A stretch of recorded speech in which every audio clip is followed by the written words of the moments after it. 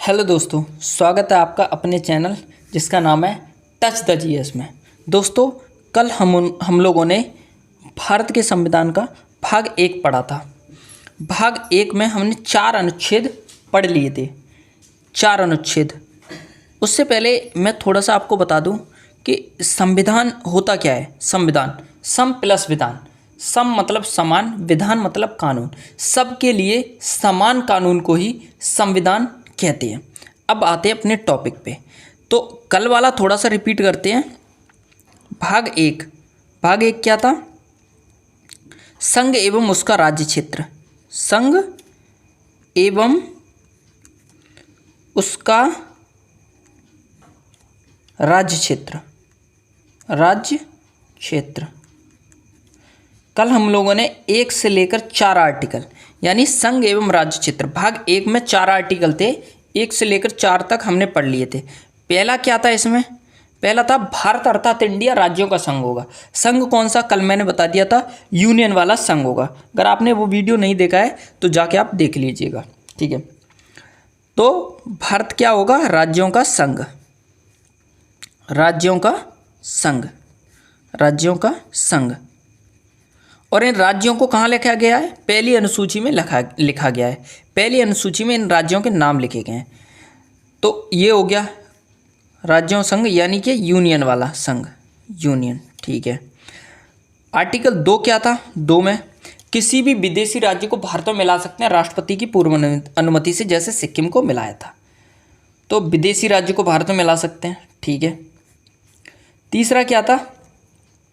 तीसरा था कि आप भारत के अंदर भारत के किसी भी राज्य में उसके नाम में परिवर्तन कर सकते हैं, उसकी सीमाओं में परिवर्तन कर सकते हैं। ये भी होगा राष्ट्रपति की पूर्व अनुमति से। तो नाम में परिवर्तन कर सकते हैं और उसकी सीमाओं में परिवर्तन कर सकते हैं, ठीक है। 4 में क्या था? जो आपने 2 और 3 में संशोधन किया है ना, वो आर्टिकल 368 के बाहर रखा जाता है।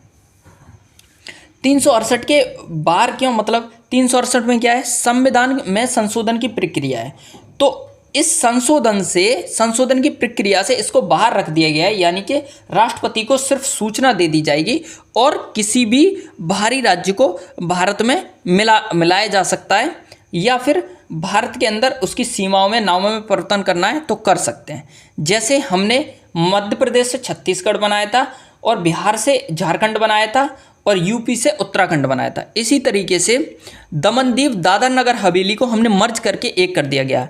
अभी फिलहाल में ही किया है 2019 में। उससे पहले हमने 2 जून 2014 को तेलंगाना को बनाया गया, जो कि आंध्र प्रदेश से अलग हुआ था। नाम में परिवर्तन कर सकते हैं। ये नाम में 2007 में नाम में परिवर्तन किया था हमने, जैसे उत्तरांचल को उत्तराखंड बनाया था, ठीक है।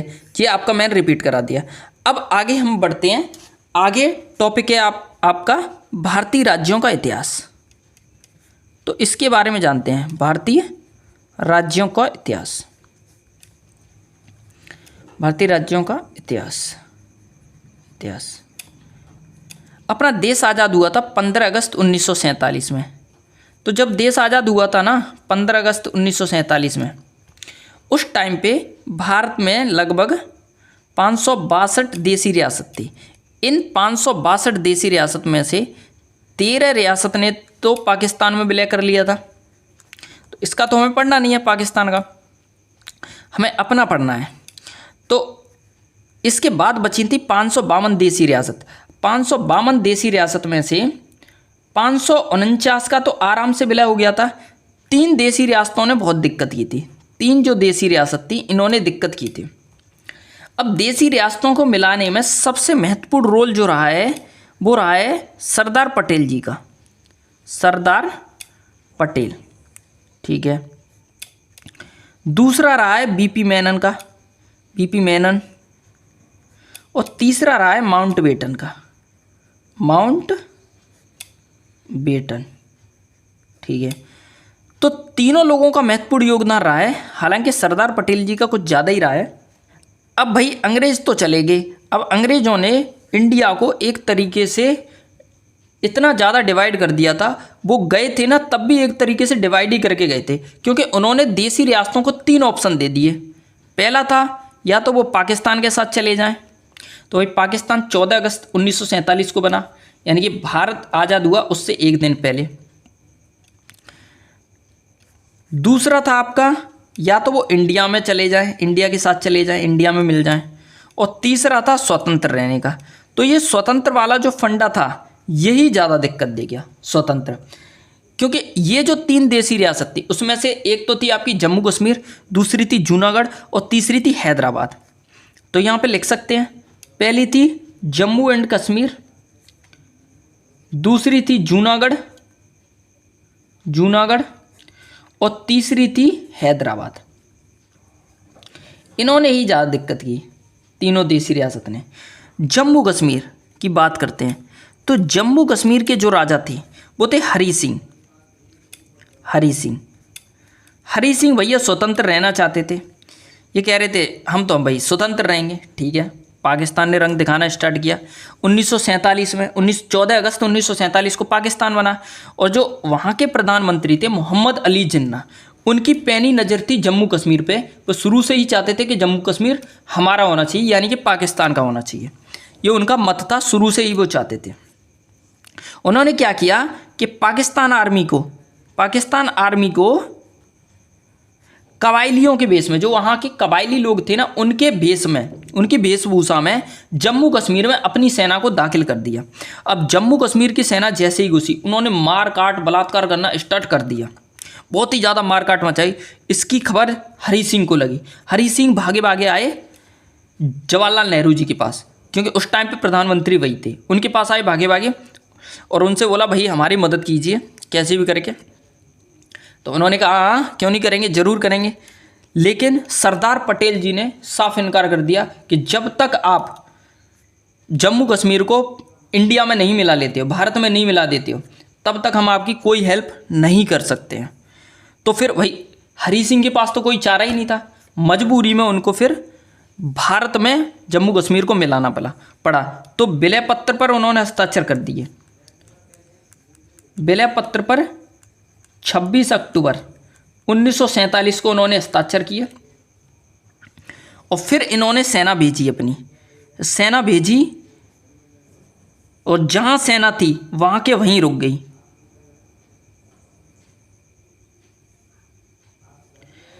ये जम्मू कश्मीर है, यहाँ पर सेना रुक गई, यहाँ पर।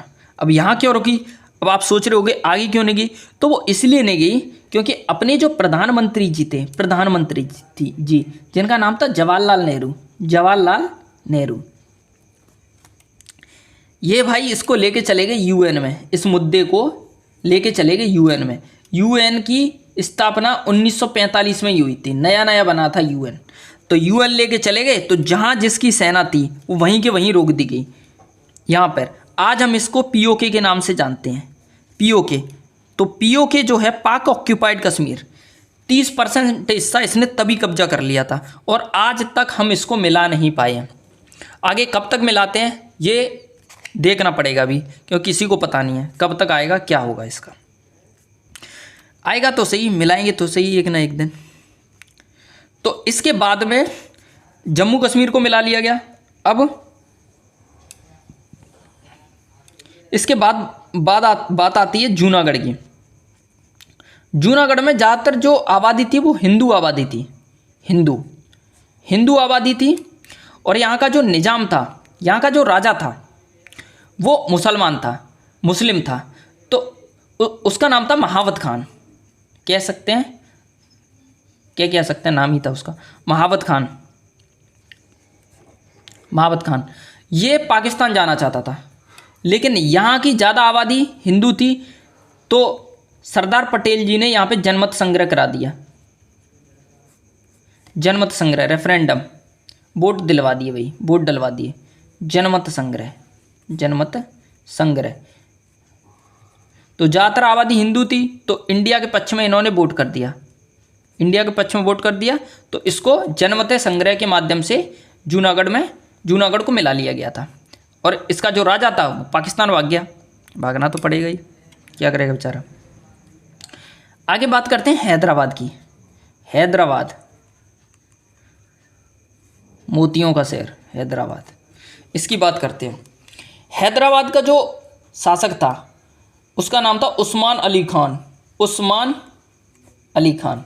ये भी भाई साहब पाकिस्तान में जाना चाहते थे, कह रहे थे स्वतंत्र रहेंगे, लेकिन अंदर ही अंदर मन था पाकिस्तान में जाने का, अंदर ही अंदर मन था इनका पाकिस्तान में जाने का। तो सरदार पटेल जी ने क्या क्या किया कि पुलिस की वर्दी में, पुलिस वर्दी में सेना को भेज दिया, सेना को भेज दिया, और ऑपरेशन पोलो के माध्यम से, ऑपरेशन पोलो 1948 में इसको भारत में मिला लिया गया। हैदराबाद को 1948 में ऑपरेशन पोलो के माध्यम से भारत में मिला लिया गया था। तो आप लोगों ने जम्मू कश्मीर पढ़ा, विलय पत्र पर हस्ताक्षर करके 26 अक्टूबर 1947 को इसको मिला लिया गया। दूसरा जूनागढ़ पढ़ा, जूनागढ़ में क्या था, यहाँ का राजा जो था महाबत खान था, इसको जनमत संग्रह रेफरेंडम के माध्यम से इसको इंडिया में लाया गया। तीसरा कौन सा था, हैदराबाद था, इसका शासक जो था उस्मान अली खान था। पुलिस की वर्दी में इन्होंने सेना को भेज दिया सरदार पटेल जी ने, और ऑपरेशन पोलो के माध्यम से 1948 में इसको हैदराबाद को भारत में मिला लिया गया। मिलाने के बाद में भारत को 4 राज्यों में बांट दिया गया, ए बी सी डी। पहला कौन सा था, ब्रिटिश प्रोविंस, ब्रिटिश प्रोविंस, जहाँ पर अंग्रेजों का शासन था डायरेक्ट, ब्रिटिश प्रोविंस। दूसरा कौन सा था, देसी रियासत, देसी रियासत। देसी रियासत में क्या था कि जहाँ पर राजा रजवाड़े शासन कर रहे थे, राजा रजवाड़े, वो वाले क्षेत्र जो थे, ये जो राजा रजवाड़े थे ये भी कहीं ना कहीं अंग्रेजों के चमचे ही थे। तीसरा था कमिश्नरी क्षेत्र, कमिश्नरी क्षेत्र, कमिश्नरी क्षेत्र। जो मेन सिटी थे उन पर अंग्रेज शासन कर रहे थे, कब्जा कर रहे थे, वो कमिश्नरी क्षेत्र कहलाए। जैसे इसमें अजमेर था, अजमेर, दिल्ली था, कुर्ग था, जयपुर था, ये मेन सिटी। चौथा था यूनियन टेरिटरी, इसमें 2 ही थे, लक्षद्वीप, लक्षद्वीप था, और आपका अंडमान एंड निकोबार, अंडमान निकोबार था। ठीक है, अब ABCD में इनको बांट दिया गया। पहला कौन सा था, ब्रिटिश प्रोविंस, दूसरा था देसी रियासत, तीसरा था कमिश्नरी क्षेत्र, और चौथा था यूनियन टेरिटरी यानी लक्षद्वीप एंड अंडमान। उसके बाद में जो अपना भारत था, देखो भारत अपना क्या है कि अलग अलग भाषाएं बोली जाती हैं यहाँ पर इंडिया में। तो भाषाओं की मांग बहुत तेज हो गई, भाषाओं की मांग इतनी तेज हो गई, इसका भी कारण था क्योंकि देखो गुजरात में गुजराती बोली जा रही है, महाराष्ट्र में मराठी बोली जा रही है, केरल में मलयालम बोली जा रही है, कर्नाटक में कन्नड़ बोली जा रही है, तमिलनाडु में तमिल बोली जा रही है, आंध्र प्रदेश में तेलुगु बोली जा रही है। तो अलग अलग जगह अलग अलग भाषाओं का बोलबाला था। भाषा के आधार पर राज्यों की मांग बहुत तेजी से उठने लगी। अब इसके लिए फिर सरकार को मजबूरी बन गई, फिर आयोग गठित करने पड़े। तो इसमें सबसे पहला जो आयोग आया था वो था एस.के. धर आयोग। अब हम इसको आगे वाले पेज पे समझते हैं। तो पहला कौन सा था, एस.के. धर आयोग, एस.के. धर आयोग।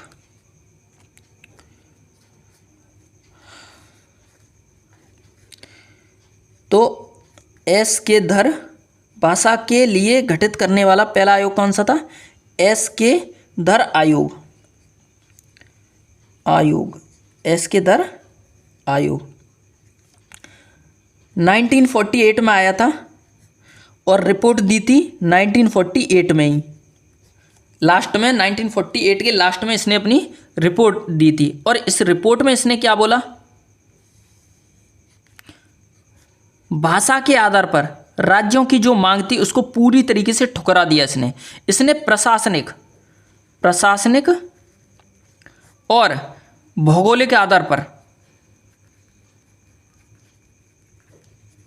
प्रशासनिक और भौगोलिक आधार पर राज्यों की मांग को माना था। लेकिन मांग तो भाषा के आधार पर हो रही थी ना, प्रशासनिक और भौगोलिक आधार पर तो बनी जाते, कोई दिक्कत नहीं थी। इसके बाद में और भी समितियां आई, जैसे जेबीपी समिति आई थी, जेबीपी समिति। जेबीपी समिति में 3 सदस्य थे, जवाहरलाल नेहरू थे, वल्लभ भाई पटेल थे और पट्टाभी सीतारमैया थे। जवाहरलाल नेहरू थे, वल्लभ भाई पटेल थे और पट्टाभी सीतारमैया थे।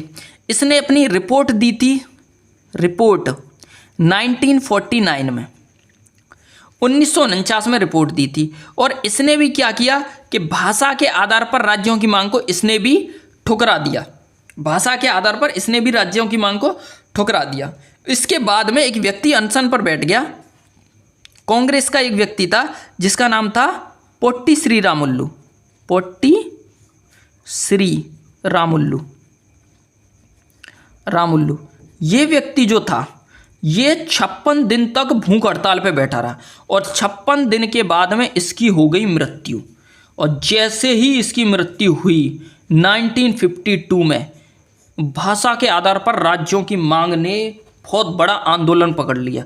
इतनी तेजी से आंदोलन होने लग गए, फिर सरकार को मजबूरी में आकर भाषा के आधार पर पहला राज्य गठित करना पड़ा 1 अक्टूबर 1953 में।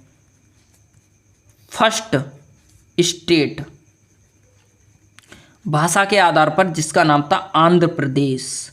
तो आंध्र प्रदेश का गठन हो गया भाषा के आधार पर 1 अक्टूबर 1953 में। अब भाई जैसे ही इसका गठन हुआ फिर तो अलग अलग राज्य अलग अलग मांग करने लगे भाषा के आधार पर। फिर और सरकार को और दिक्कत हो गई। दिक्कत क्या हुई, फिर इसके बाद में फिर आयोग गठित करना पड़ा फजल अली की अध्यक्षता में। फजल अली पहले सदस्य कौन थे? फजल अली जो कि अध्यक्ष थे इस आयोग के, ठीक है। दूसरे कौन थे? के एम पडिक्कर। के एम पडिक्कर। तीसरे थे एच एन कुंजरू यानी हृदयनाथ कुंजरू।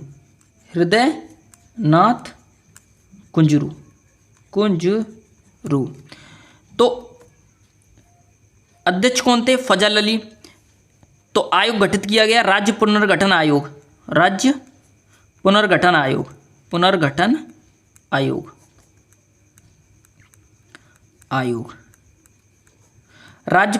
आयोग कब गठित किया गया था? 1953 में। राज्य पुनर्गठन आयोग 3 लोग सदस्य थे। इसमें जो अध्यक्ष थे वो फजल अली थे, सुप्रीम कोर्ट के जज थे फजल अली। 2 और थे इसमें, के एम पडिक्कर और हृदयनाथ कुंजरू। राज्य पुनर्गठन आयोग का गठन कब किया गया? 1953 में। और इसने रिपोर्ट अपनी कब दी?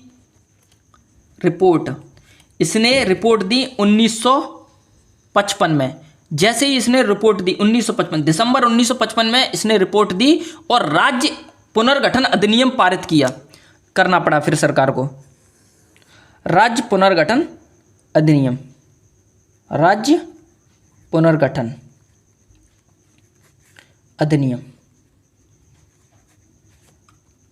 1956 में। राज्य पुनर्गठन अधिनियम कब पारित किया गया? 1956 में। राज्य पुनर्गठन अधिनियम कब पारित किया गया? 1956 में। और इसके लिए संविधान में 7वां संविधान संशोधन करना पड़ा। 7वां संशोधन करना पड़ा। कौन सा संशोधन? 7वां संशोधन करना पड़ा 1956 में। और संशोधन के बाद में 14 राज्य और 6 केंद्र शासित प्रदेश बनाए गए। 6 केंद्र शासित प्रदेश बनाए गए। 6 केंद्र शासित प्रदेश बनाए गए। तो राज्य पुनर्गठन अधिनियम कब पारित किया गया? 1956 में। और 1956 के बाद में 7वां संविधान संशोधन हुआ और 14 राज्य और 6 केंद्र शासित प्रदेश बना दिए गए थे। यहां तक उम्मीद करता हूं आपको समझ में आ गया होगा। आज के लिए बस इतना ही। मिलते हैं अगले वीडियो में भाग 2 के साथ। भारतीय राज्यों का इतिहास आपको पता लग गया। भाषा के आधार पर गठित होने वाला पहला राज्य पता लग गया। भाषा के आधार पर गठित होने वाला पहला आयोग कौन सा था? तो एस के धर आयोग था। इतनी बात याद रखना, क्वेश्चन आता है कि भाषा के आधार पर गठित होने वाला पहला आयोग कौन सा था? तो एस के धर आयोग था, ठीक है। हालांकि इसने भाषा के आधार पर मना कर दिया था, प्रशासनिक और भौगोलिक आधार पर इसने माना था। उसके बाद में जीबीपी समिति आई थी, इसने रिपोर्ट 1949 में दी और भाषा के आधार पर इसने भी मना कर दिया था। कांग्रेस का एक व्यक्ति था पोट्टी श्री रामुलु, आंध्र प्रदेश का था और 56 दिन के लिए ये आमरण अनशन पर बैठ गया। 56 दिन के बाद में इसकी मृत्यु हो गई और 1952 में इसकी मृत्यु हुई। और मृत्यु के बाद फिर सरकार को मजबूरी में 1 अक्टूबर 1953 में आंध्र प्रदेश का गठन करना पड़ा, जो कि भाषा के आधार पर गठित होने वाला पहला राज्य था। फिर और भी ज़्यादा आग लग गई। आग लगने का मतलब ये है कि और भी ये मांग बहुत तेज़ी से उठ गई ज़्यादा। उसकी वजह से फजल अली आयोग आया, या फिर इसको राज्य पुनर्गठन आयोग भी कह सकते हैं। 1953 में आया था। 1955 में इसने अपनी रिपोर्ट दी थी और रिपोर्ट के आधार पर राज्य पुनर्गठन अधिनियम पारित किया। अधिनियम, उसके बाद में संविधान में संशोधन करना पड़ा, 7वां संविधान संशोधन 1956 में। उसके बाद 14 राज्य और 6 केंद्र शासित प्रदेश गठित हो गए थे। उम्मीद करता हूँ यहाँ तक आपको समझ आया होगा। मिलते हैं नेक्स्ट वीडियो में, तब तक के लिए जय हिंद। चैनल को आप सपोर्ट करिए ज़्यादा से ज़्यादा। मैं आपसे ज़्यादा आपके लिए मेहनत करूँगा, ये मेरा आपसे पूरा प्रॉमिस है। पूरी पॉलिटी मैं आपको ऐसे ही रटवा दूंगा अच्छे तरीके से। 395 आर्टिकल आपको अच्छे से याद हो जाएंगे, एक भी सिंगल भी क्वेश्चन नहीं छूटने दूंगा।